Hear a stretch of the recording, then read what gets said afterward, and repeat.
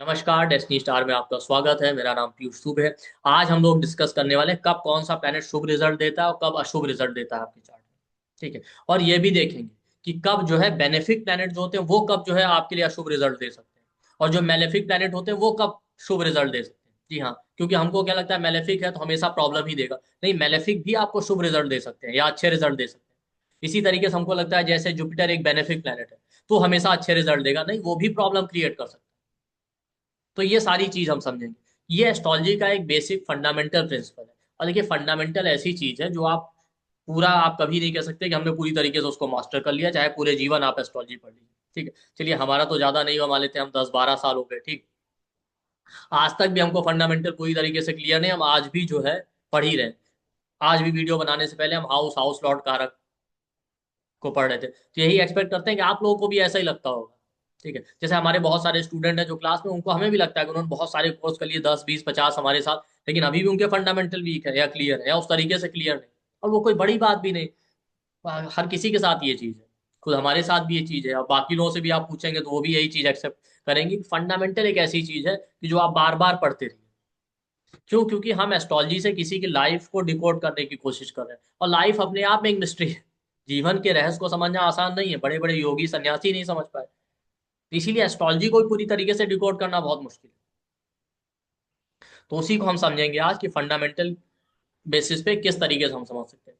देखिए, प्लेनेट के दो कैटेगरी होते हैं, एक नेचुरल बेनिफिक और एक मेलेफिक। अगर हम देखें, जुपिटर, वीनस, मून, ठीक है, ये आपके जो है जुपिटर हो गया, वीनस हो गया, मून हो गया, ये नेचुरल बेनिफिक या शुभ ग्रह हैं।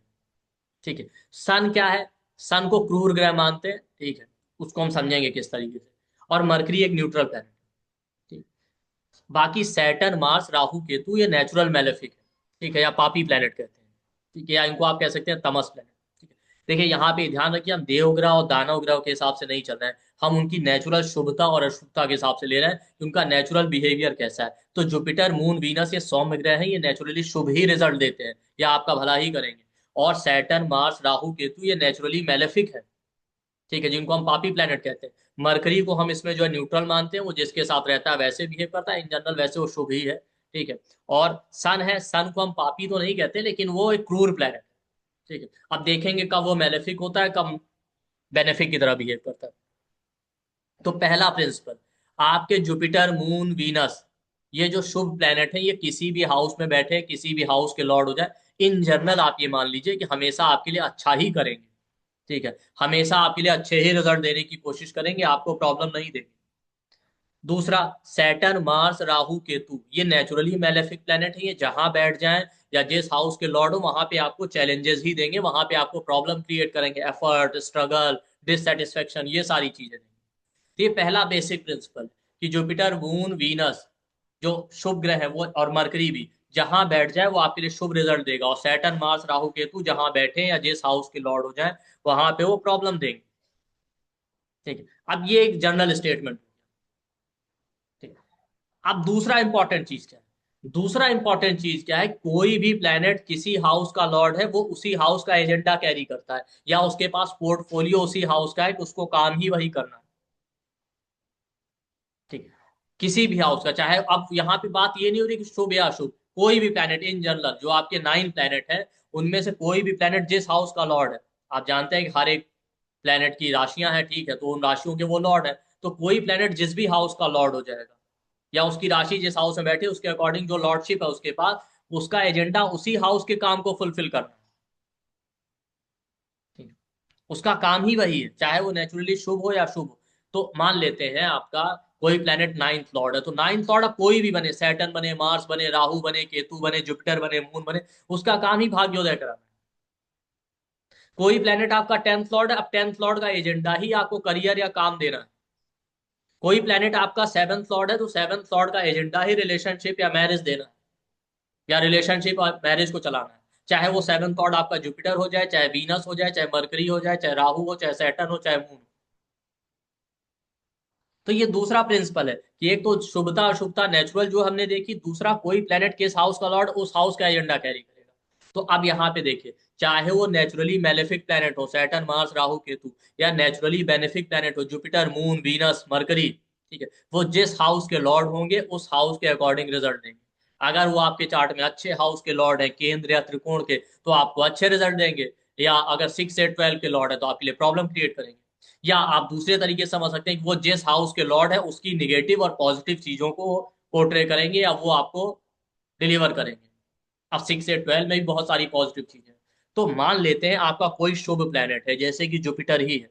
अब वो केंद्र और त्रिकोण का लॉर्ड है, तो नेचुरली एक शुभ ग्रह है, और केंद्र या त्रिकोण हाउस भी नेचुरली अच्छे माने जाते हैं, तो आपके लिए अच्छा ही रिजल्ट देंगे। ठीक है, फिफ्थ लॉर्ड है, आसानी से बच्चे दे देगा। ओवरऑल चार्ट की हम बात नहीं कर रहे हैं अभी, ठीक है, इन जनरल। ठीक है, नाइन्थ लॉर्ड है जुपिटर, आपका आसानी से भाग्योदय हो जाए। लेकिन यही जुपिटर 6 से 12 का लॉर्ड है, तो भले वो शुभ ग्रह है लेकिन है 6 से 12 का लॉर्ड, उसके पास एजेंडा ही 6 8 12 का है। तो 6 8 12 की चीजें डिलीवर करेगा, जो भी पॉजिटिव या निगेटिव है। बट हम जानते हैं कि इन जनरल 6 से 12 चैलेंजिंग होते हैं, तो वो फिर अब चैलेंजेस ही देगा। तो अब बहुत सारे लोगों को लगता है हमारा जुपिटर 6 का लॉर्ड है, 8 का लॉर्ड है, तो नहीं, प्रॉब्लम नहीं देगा। नहीं भाई, वो कितना भी शुभ ग्रह है लेकिन अब उसको एजेंडा ही वही मिला है, तब उसी के हिसाब से रिजल्ट देगा। तो 6th हाउस का काम ही जॉब देना है, तो मान लेते हैं आपका जुपिटर 6 का लॉर्ड बन गया तो आपको जॉब देगा। मगर 6th हाउस का काम लड़ाई झगड़े कॉन्फ्लिक्ट देना है, तो जुपिटर 6 लॉर्ड होके जहां बैठेगा वहां पे लड़ाई झगड़े कॉन्फ्लिक्ट देगा। क्योंकि अब उसको एजेंडा या काम ही वही मिला हुआ है, जो उसको इंस्ट्रक्शन या लॉर्डशिप मिली हुई है उसके हिसाब से वो काम कर रहा है।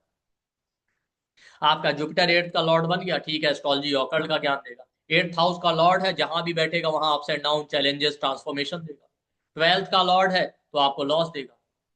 तो कहने का मतलब ये है कि जुपिटर, मून, वीनस, मरकरी जो शुभ प्लेनेट है, अगर ये केंद्र या त्रिकोण के लॉर्ड है तो शुभ है नेचुरली ये प्लेनेट, और ये हाउस को भी, अच्छे हाउस को रूल कर रहे हैं, तो रिजल्ट अच्छा देंगे, बहुत अच्छा। लेकिन अगर ये 6 से 12 के लॉर्ड बन गए तो 6 से 12 चैलेंजिंग हाउस है।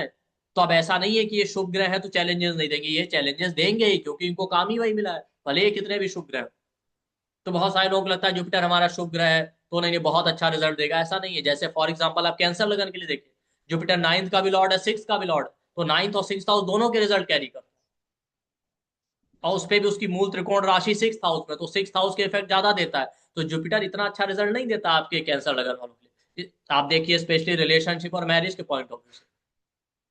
जैसे हमें याद है कैंसर लगन का चार्ट था, जुपिटर लगन में एग्जॉल्टेड था, 7th हाउस पे दृष्टि डाल रहा था, रिलेशनशिप में सेपरेशन दे दिया। अब अभी इसमें एक और ट्विस्ट भी है, ठीक है। मान लेते हैं आपके मेलेफिक है दूसरा, सैटर्न, मार्स, राहु, केतु। अब देखिए ये भी है, अब ये जिस हाउस के लॉर्ड होंगे ये भी उसी तरीके से रिजल्ट देंगे। ठीक है, अब मान लेते हैं ये केंद्र या त्रिकोण के लॉर्ड है, तो चूंकि केंद्र या त्रिकोण है ही इन जनरल अच्छे हाउस, और अगर आपके सैटर्न, मार्स, राहु, केतु इन्हीं हाउस को रूल कर रहे हैं, तो इन हाउस की चीजें डिलीवर करेंगे, मतलब अच्छी चीजें डिलीवर करेंगे। जैसे सैटर्न 9 का लॉर्ड बन गया तो उसका काम ही भाग्योदय देना, भाग्योदय देगा। मार्स 10th लॉर्ड बन गया, उसका काम करियर देना, करियर देगा। 7th लॉर्ड बन गया, उसका काम मैरिज, स्पाउस देना है, देगा। लेकिन अब डिफरेंस क्या है, ठीक है, जब शुभ ग्रह जुपिटर, मून, वीनस, मरकरी केंद्र या त्रिकोण के लॉर्ड थे तो नेचुरली शुभ थे, अच्छे हाउस को रूल कर रहे थे, आपको चीजें डिलीवर कर रहे थे आसानी से। लेकिन सैटर्न, मार्स, राहु, केतु अगर जो है केंद्र या त्रिकोण के लॉर्ड है तो वो भी अपने हाउस की चीजें फुलफिल करेंगे, आपको देंगे। लेकिन अब वो नेचुरली मेलेफिक प्लेनेट है, उनका काम ही चैलेंजेस, ऑब्स्टेकल देना है, तो वो देंगे जरूर लेकिन स्ट्रगल के बाद देंगे, पर देंगे। सैटर्न 9th लॉर्ड बन गया है तो भाग्योदय कराएगा वो आपका, क्योंकि उसको एजेंडा वही मिला है। लेकिन सैटर्न का अपना बिहेवियर, कोई आदमी अपना मूल बिहेवियर नहीं छोड़ता है, वो अपना बेसिक नेचर नहीं छोड़ेगा, स्ट्रगल के बाद ही भाग्योदय कराएगा। अब मान लेते हैं हम कंपेरेटिव स्टडी कर रहे हैं, एक नेटिव का 9th लॉर्ड जुपिटर है, दूसरे का 9th लॉर्ड सैटर्न है, तो 9th लॉर्ड जो जुपिटर है जिसका, उसका भी भाग्योदय होगा, उसका आसानी से हो जाएगा, क्योंकि जुपिटर एक शुभ ग्रह है। जिसका सैटर्न 9th लॉर्ड है उसका भी भाग्योदय होगा, लेकिन एफर्ट और स्ट्रगल के बाद होगा, पर होगा जरूर। मान लेते हैं मार्स आपका 4th लॉर्ड बन गया, प्रॉपर्टी देगा आप, लेकिन अब मार्स है तो आप समझ जाइए effort, struggle, obstacle, repeated effort के बाद देगा। क्यों? क्योंकि मार्स एक naturally benefic, sorry malefic planet है, वो अपना एजेंडा नहीं छोड़ेगा। तो अगर नेचुरल मेलेफिक जो है आपके सैटर्न, मार्स, राहु, केतु, जिनको हम पापी प्लेनेट कहते हैं, वो केंद्र या त्रिकोण के लॉर्ड हैं, तो वो केंद्र या त्रिकोण के रिजल्ट ही डिलीवर करेंगे, यानी अच्छे हाउस के लॉर्ड है, अच्छा रिजल्ट देंगे, बट देंगे एफर्ट, स्ट्रगल और चैलेंजेस के बाद। अब मान लेते हैं यही नेचुरल मेलेफिक 6 से 12 के लॉर्ड, तो यहां भी वही करेंगे, ये 6 से 12 के लॉर्ड है तो 6 से 12 की लॉर्डशिप के अकॉर्डिंग 6 से 12 का रिजल्ट डिलीवर करेंगे, जो भी 6 से 12 के पॉजिटिव और नेगेटिव चीजें। जैसे सैटर्न 6 लॉर्ड है, 6th हाउस जॉब पे, आपको जॉब देगा, पर हाँ एफर्ट और स्ट्रगल के बाद देगा। अब 6th हाउस बीमारी का है, 6th हाउस कॉन्फ्लिक्ट का है, सैटर्न 6 लॉर्ड बन गया तो कॉन्फ्लिक्ट देगा, लड़ाई झगड़े देगा, बीमारी भी देगा। अब डिफरेंस क्या है, मान लेते हैं एक के चार्ट में जुपिटर 6 लॉर्ड है, दूसरे के चार्ट में सैटर्न 6 लॉर्ड। तो जुपिटर जिसका 6 लॉर्ड है वो भी उसको बीमारी और कॉन्फ्लिक्ट देगा, जिसका सैटर्न 6 लॉर्ड है उसको भी बीमारी और कॉन्फ्लिक्ट देगा।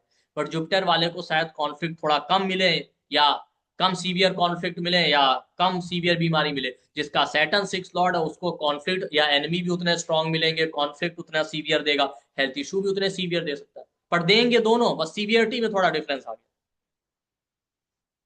ये समझिए। तो आपका जो पहले हमने डिस्कस किया कि जो नेचुरल बेनिफिक प्लेनेट है जुपिटर, मून, वीनस, मरकरी, ये जहां बैठेंगे शुभ ग्रह हैं तो शुभ ही रिजल्ट देंगे। Saturn, Mars, Rahu, Ketu malefic planet है, पापी ग्रह, जहां बैठेंगे या जिस हाउस के लॉर्ड है वहां पे आपको प्रॉब्लम देंगे। फिर इनकी लॉर्डशिप मैटर करती है कि चाहे नेचुरली शुभ ग्रह है चाहे नेचुरली अशुभ ग्रह है, बेनिफिक या मेलेफिक, पर ये जिस हाउस के लॉर्ड बनेंगे उस हाउस का एजेंडा लेके चलते हैं, उस हाउस की चीजें आपको डिलीवर करेंगे। ठीक है, तो बहुत सारे लोगों को लगता नहीं नहीं, जैसे टॉरस लगन है हमारा, तो सैटर्न जो है 9th लॉर्ड है तो बहुत अच्छा है। ठीक है, 9th लॉर्ड है, 10th लॉर्ड, अरे भाई 9th लॉर्ड जरूर है, आप समझिए, लेकिन वो है तो एक नेचुरली मेलेफिक प्लैनेट, तो बिना एफर्ट स्ट्रगल के आपको नहीं भाग्योदय कराने वाला, ना ही करियर में ग्रोथ देने वाला है। जब बहुत सारे लोग लगता है हमारा जुपिटर 6 लॉर्ड है, 8th लॉर्ड है, तो जुपिटर शुभ ग्रह है तो नहीं करेगा परेशान। अरे भाई उसको एजेंडा जिस हाउस का मिला उस हाउस को की चीजें आपको डिलीवर करेगा, उसमें आप कुछ नहीं कर सकते। तो ये बेसिक फंडामेंटल प्रिंसिपल है, बहुत सारे लोग इसको मिस कर देते हैं जो बिगनर होते हैं, तो इस चीज का ध्यान रखिए कि जैसे कोई इंसान होता है ना, आप देखिए किसी इंसान का जो बेसिक नेचर होता है वो चेंज नहीं होता, आप कितनी भी कोशिश कर ले। वैसे ही प्लेनेट को ट्रीट कीजिए, प्लेनेट का जो बेसिक बिहेवियर और नेचर है वो चेंज नहीं होगा, वो रहेगा। अलग अलग लग्नों के हिसाब से उनकी लॉर्डशिप क्या मिली उसके हिसाब से उनके रिजल्ट वेरी करते जाएंगे, उनकी लॉर्डशिप के हिसाब से, उनके प्लेसमेंट के हिसाब से। जैसे यहाँ पे देखिए, इस चार्ट में आप देखिए कैंसर लगन का चार्ट है, ठीक है। अब 6 लॉर्ड है जुपिटर, 6 लॉर्ड 8 में चला गया, तो कहने को तो जुपिटर एक बेनिफिक प्लेनेट है, लेकिन चूंकि वो 6 लॉर्ड है उसका काम ही लड़ाई झगड़े कॉन्फ्लिक्ट देना है, तो 6 लॉर्ड होके 8th हाउस में चला गया, तो 6th हाउस कॉन्फ्लिक्ट लड़ाई झगड़े का, 8th हाउस इन लॉज और स्पाउस की फैमिली का। तो स्पाउस और इन लॉज की फैमिली में लड़ाई झगड़े कॉन्फ्लिक्ट दे रहा है स्पाउस या इन लॉज से, इस तरीके से। तो आप ये नहीं कह सकते जुपिटर है तो नहीं देगा, हाँ आप कैसे दे रहा है, ठीक है, अलग अलग हो रहे हैं, अलग अलग रह रहे हैं, ठीक है, इन लॉज अलग रहते हैं, हस्बैंड और वाइफ अलग रहते हैं, ये ठीक है, तो सेपरेशन हो गया ना, लड़ाई झगड़े कॉन्फ्लिक्ट। लेकिन हाँ जुपिटर जैसा प्लेनेट है तो रिलेशन इतना बना हुआ है कि बहुत दूर नहीं, अलग अलग जगह पे, अलग अलग कॉलोनी में या थोड़ी दूर पे रहते हैं, मिलते रहते हैं एक दूसरे से, टर्म्स है, बातचीत होती रहती है, आना जाना है। ठीक है, कोई ओकेजन है, फंक्शन, ऐसा नहीं पूरी तरीके से रिलेशन खत्म कर दिया। अगर यही जो है सैटर्न 6 लॉर्ड होके 8th में चला जाता तो हो सकता है इतना सीवियर प्रॉब्लम देता कि एक दूसरे की शक्ल ही देखना पसंद ना।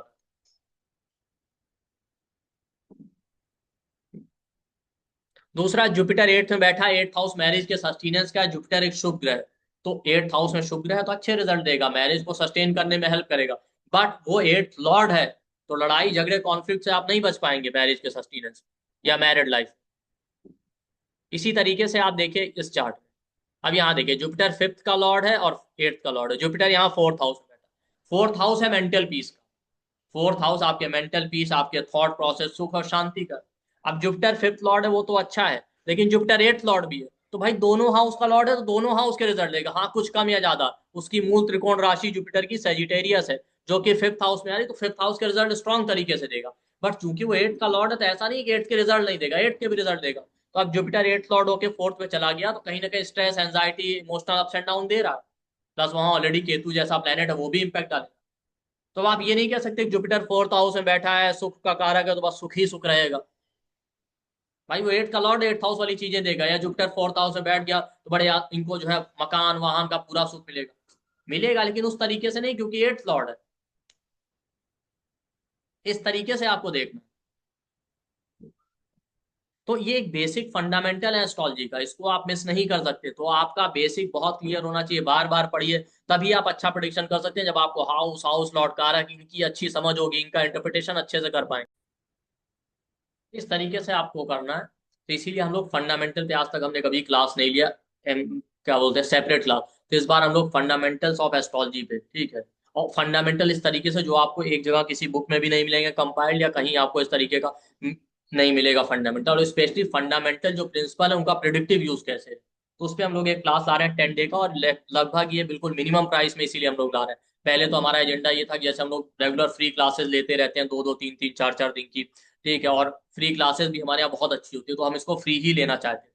ठीक है, लेकिन उसके कुछ, अब हमारा एक प्लेटफॉर्म है, इतना बड़ा प्लेटफॉर्म ही नहीं कि हम लोग बिना पैसे के सर्वाइव कर पाए, लेकिन हमारा भी एक प्लेटफॉर्म, उसमें बहुत सारे एक्सपेंडिचर होते हैं, तो हमको अलाउ नहीं कर रहे। तो उसका रीजन ये था कि जब हम फ्री क्लासेस लेते हैं तो फ्री क्लास में हम लोग रिकॉर्डिंग नहीं देते हैं, बस फ्री क्लास लिया, आप नोट्स बनाइए, डिटेल कंटेंट अच्छा होता है, बात ठीक है, लेकिन हम लोग रिकॉर्डिंग नहीं प्रोवाइड करा पाते।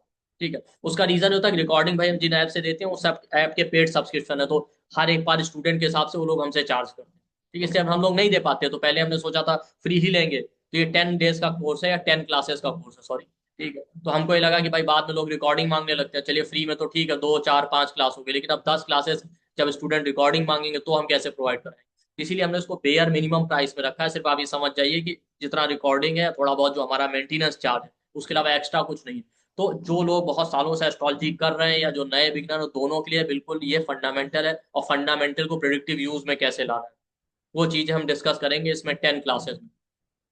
और इस 10 क्लासेस का मैं आपको कंटेंट बता दूं, इस 10 क्लासेस में 14 फरवरी से क्लास स्टार्ट होगा, 7 PM से 8:30 PM तक। इसका रिकॉर्डिंग PDF सर्टिफिकेट आपको मिलेगा। इसमें जितने फंडामेंटल प्रिंसिपल, और क्लास केवल वीक में 2 दिन होगा, सैटरडे और संडे, 2 दिन क्लास होगा, और बाकी दिन आप फ्री रहेंगे, नोट्स बनाइए, रिवीजन कीजिए। हम भी देखेंगे, अगर सब सुटेबल लगा तो बाकी वीक में जो 5 डे हमारे पास फ्री होंगे उसमें हम लोग रिवीजन क्लास भी ले लेंगे, कोशिश करेंगे। इसमें हम लोग जितने फंडामेंटल प्रिंसिपल है उसको डिस्कस करेंगे, हाउसेस को डिटेल में डिस्कस करेंगे, और एक एक हाउस को 8 अलग अलग पार्ट में, जिसको हम कक्षा कहते हैं, उसमें डिवाइड किया गया। भाई एक हाउस 30 डिग्री का हो गया, तो एक हाउस को 30 डिग्री को अलग अलग पार्ट में डिवाइड किया गया, हर एक कक्षा के अलग लॉर्ड होते हैं। तो आपका कोई प्लेनेट किसी हाउस में बैठा है, मान लेते हैं 7th लॉर्ड एक के चार्ट में, सेकंड हाउस में, दूसरे के चार्ट में सेकंड हाउस में, और वही दोनों के चार्ट में 7th लॉर्ड जुपिटर ही है, तो अलग अलग रिजल्ट क्यों दे रहा है? क्योंकि वो कितने डिग्री का किस कक्षा में बैठा, उस कक्षा का लॉर्ड क्या है, उसके हिसाब से।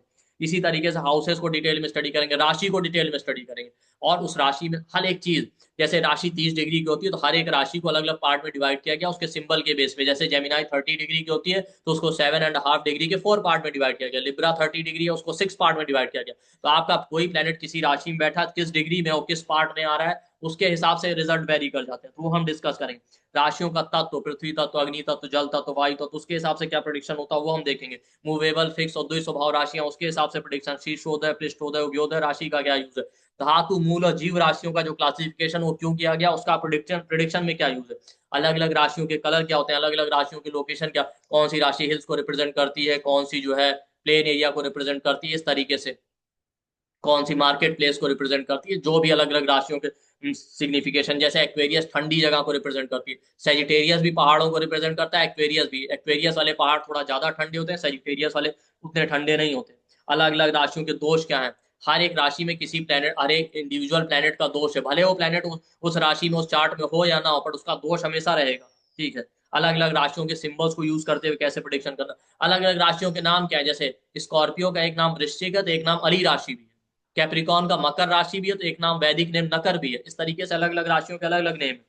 ठीक है, अलग अलग हाउसेस के अलग अलग कारक कौन से, प्राइमरी कारक, सेकेंडरी कारक, उनका फिर कैसे यूज करना है। केंद्र त्रिकोण, उपचय हाउस की क्या मीनिंग है उनका प्रिडिक्शन में। अर्थ त्रिकोण, धर्म त्रिकोण, काम त्रिकोण, मोक्ष त्रिकोण, उनका क्या यूज है। अलग अलग प्लेनेट को डिटेल में स्टडी करेंगे, प्लेनेट के तत्वों को, प्लेनेट के सिग्निफिकेशन को, मेलेफिक बेनिफिक इफेक्ट प्लेनेट के कैसे हम देखते हैं। एक्सॉल्टेड होगा प्लेनेट, डेबिलिटेटेड होगा, उसको हम कैसे देखेंगे। सत्व, रजस और तमस जो नेचर है प्लेनेट का, उसको हम लोग देखने वाले हैं।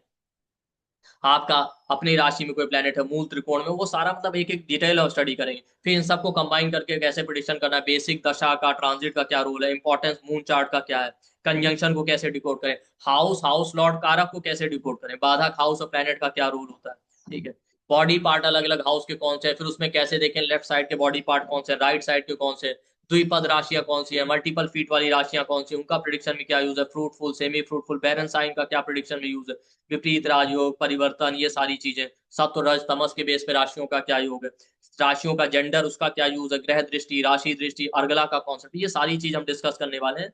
और इसका जो प्राइस इसलिए हम लोगों ने रखा है, बहुत मिनिमम प्राइस रखा है। इसका जो प्राइस है आपका वो 1500 रखा है केवल। ठीक है, एक्चुअल प्राइस हम लोगों ने पहले रखा था 4999, पर हमने डिस्काउंटेड जो अभी प्राइस रखा वो 1500 रखा। तो 1500 मिनिमम प्राइस है 10 क्लास का ये कोर्स है, और आपको रिकॉर्डिंग सर्टिफिकेट PDF सब कुछ मिलेगा। आप वीडियो के डिस्क्रिप्शन बॉक्स और कमेंट सेक्शन में जाइए, आपको व्हाट्सएप सॉरी आपको कोर्स का डिटेल मिल जाएगा। ठीक है, और हमारे वीडियो के डिस्क्रिप्शन बॉक्स और कमेंट सेक्शन में आपको नंबर मिल जाएगा 9990369555। उसी पे आप कॉल या व्हाट्सएप करके फर्दर इंक्वायरी कर सकते हैं, और आप पेमेंट डिटेल लेके आप एनरोल कर सकते हैं। तो बहुत ही मिनिमम प्राइस इसीलिए रखा है, इतने में तो लोग पार्टी भी नहीं कर पाते एक टाइम वहां पर। होटल या रेस्टोरेंट में जाइए तो खाना भी नहीं मिलेगा। तो ये आप सभी लोग इसका बेनिफिट उठाइए, जो हमारे पुराने स्टूडेंट है, जो नए स्टूडेंट, और भी बहुत सारी चीजें इसमें कवर करेंगे। ठीक, तो इसका आप बेनिफिट उठा सकते हैं। अब एक इंपॉर्टेंट चीज रहेगी, हमने Jupiter, moon, Venus, mercury, Saturn, Mars, Rahu, Ketu को देख लिया, सन छूट गया। ठीक है, तो हमने इसीलिए छोड़ा था कि सन को लास्ट में डिस्कस करेंगे। तो सन का क्या है, सन वैसे तो सात्विक प्लैनेट, देखिए प्लैनेट का और एक क्लासिफिकेशन, जुपिटर, मून, सन, ठीक है, ये आपके सात्विक प्लैनेट है। सैटर्न, मार्स, राहु, केतु तमस प्लैनेट है। वीनस और मरकरी आपके राजसिक प्लैनेट है। तो सैटर्न वैसे तो एक सात्विक प्लैनेट है, ठीक है, लेकिन उसको क्रूर ग्रह कहा गया, लेकिन कई बार उसको लोग मेलेफिक समझ लेते हैं। वो मेलेफिक नहीं, क्रूर ग्रह है। अब कोई आदमी स्ट्रिक्ट होगा तो आपको बुरा लगता ही, ठीक है, लेकिन सैटर्न मेलेफिक नहीं है, सैटर्न क्रूर ग्रह। सैटर्न क्या करता है, आपकी लाइफ से रजस और तमस को खत्म करके सत्व गुण बढ़ाना चाहता है। तो प्रॉब्लम क्या होता है ना सैटर्न, अब इसमें होता क्या है, सैटर्न लिविंग सिग्निफिकेशन को ज्यादा प्रॉब्लम देने लगता है, या मेटेलिस्टिक चीजों को खराब करने लगता है, इसलिए वो हमको प्रॉब्लम देता है। तो दूसरा, सैटर्न का नेचर भी सैटर्न, मार्स, राहु, केतु की तरह सेपरेटिव है, तो मेटेलिस्टिक चीजों के लिए प्रॉब्लमेटिक देगा। इसलिए आप देखिए रिलेशनशिप है, फैमिली लाइफ, इनमें वो ज्यादा डिस्टर्बेंस क्रिएट करता है। तो सैटर्न का नेचर ही सेपरेट, सॉरी, सन का नेचर ही सेपरेटिव है, ठीक है, बाय मिस्टेक सैटर्न बोल दिया। सन का नेचर ही सेपरेटिव है, तो आप समझिए सन क्या है ना, सन एक क्रूर प्लेनेट है, मेलेफिक नहीं है। सन का नेचर है सात्विक गुण वाला प्लेनेट है। जुपिटर, मून और सन ये सात्विक प्लेनेट होते हैं। सैटर्न, मार्स, राहु, केतु तमस प्लेनेट है। तो सन एक सात्विक प्लेनेट है, तो आप उसका काम है सत्व गुण बढ़ाना। ठीक, तो आपकी लाइफ से रजस और तमस को खत्म करता है, इसीलिए हम उसको क्रूर ग्रह कहते हैं, लेकिन हमको प्रॉब्लमेटिक ही लगता है। और उसका नेचर भी सेपरेटिव है, सैटर्न, मार्स, राहु, केतु की तरह। तो सैटर्न, सॉरी, सन जहां बैठेगा वहां पे सेपरेशन देगा, या सेपरेटिव प्लेनेट की तरह बिहेव करेगा, इसलिए सन जहां बैठता है स्पेशली मेटेलिस्टिक चीजें और लिविंग सिग्निफिकेशन में प्रॉब्लम देता है। जैसे सेवंथ हाउस में हो तो आपको रिलेशनशिप में प्रॉब्लम देगा। अब सेपरेशन कितना होगा तो ओवरऑल चार्ट पे डिपेंड करेगा। आपका नाइन्थ हाउस में बन जाए तो फादर से, सेकंड हाउस में बन जाए फैमिली में। तो जहां भी सन बैठेगा उसका नेचर ही सेपरेटिव, तो आपको लिविंग सिग्निफिकेशन और मेटेलिस्टिक चीजों को लेकर प्रॉब्लम देगा, ये उसका नेचुरल बिहेवियर। हाँ, सत्व गुण बढ़ाएगा। बट सन पे भी यही बात अप्लाई होती है कि अब वो किस हाउस का लॉर्ड है। अगर वो केंद्र या त्रिकोण का लॉर्ड है, ठीक है, तो केंद्र या त्रिकोण अच्छे हाउस है, आपको अच्छे रिजल्ट देगा, ठीक है, भले वो एक क्या बोलते हैं सेपरेटिव प्लैनेट ही सही, देगा जरूर, चैलेंजेस के साथ देगा, पर देगा। ठीक है, अगर 6 से 12 का लॉर्ड बन गया तो 6 से 12 तो है ही प्रॉब्लमेटिक। ठीक है, तो 6 से 12 की अच्छी और निगेटिव, जो पॉजिटिव और निगेटिव जो चीजें उनको डिलीवर करेगा। अब सैटर्न है ही सेपरेटिव और 6 लॉर्ड बन गया, जहां जाएगा वहां कॉन्फ्लिक्ट, लड़ाई झगड़े करवा के सेपरेशन देगा, क्योंकि सन भी वही करेगा बाकी प्लेनेट की तरह, कि जो उसका नेचर है सेपरेटिव, जो उसका नेचर है क्रूर, वो उसको ही कैरी करेगा। बाकी उसके लॉर्डशिप पे ही डिपेंड करता है। अच्छे हाउस का लॉर्ड होगा तो कितना भी सेपरेटिव होगा, कितना भी क्रूर होगा, लेकिन रिजल्ट अच्छे देगा। जैसे 7th लॉर्ड बन गया तो ठीक है, मैरिज या रिलेशनशिप देगा। हाँ, उस तरीके से उतना अच्छा नहीं रहेगा रिलेशन या मैरिज या रिलेशन देने के बाद आपके बीच में एक इमोशनल सेपरेशन, फिजिकल सेपरेशन है, वो अलग चीज। बट हाँ, वो 7th लॉर्ड है तो रिलेशनशिप तो देना ही है। पर अगर वो 6 लॉर्ड बन गया तो उसको काम 6 लॉर्ड का करना है। 6 लॉर्ड बन गया तो डाइवोर्स और सेपरेशन दे देगा, मैरिज, लड़ाई झगड़े कॉन्फ्लिक्ट देता रहेगा। ये समझिए। तो यहाँ पे सन का थोड़ा सा जो है ध्यान रखने वाली बात है कि सन पूरी तरीके से मेलेफिक नहीं है। सन एक जो है सात्विक प्लेनेट है, और सन एक सेपरेटिव प्लेनेट है। जहां जाएगा वहां सत्व गुण बढ़ाता है और सेपरेशन क्रिएट करेगा। इस तरीके से आपको याद रखना। तो सन के साथ थोड़ा सा चैलेंजिंग है चीजें समझना, कि वो सत्व गुण बढ़ा रहा है, सेपरेटिव है, तो लिविंग सिग्निफिकेशन और मटेरियलिस्टिक चीजों के लिए खराब है, स्पिरिचुअल चीजों के लिए अच्छा है। भाई वो आपकी आत्मा का कारण है, ठीक है। बट बात वही है कि एजेंडा अपने लॉर्डशिप का ही कैरी करेगा। तो इस वीडियो को ध्यान से देखिए, बार बार देखिए, ठीक है। ये एक पार्ट फंडामेंटल, बहुत सारी चीजें आगे भी अभी हम इस पे वीडियो बनाएंगे इस तरीके की चीजों पे। बाकी फंडामेंटल का क्लास ज्वाइन कीजिए, हमको भी सीखने को मिलेगा, हमारा भी रिवीजन होगा, बहुत कुछ सीखने को मिलेगा, आपको भी सीखने को मिलेगा। थैंक यू, नमस्ते।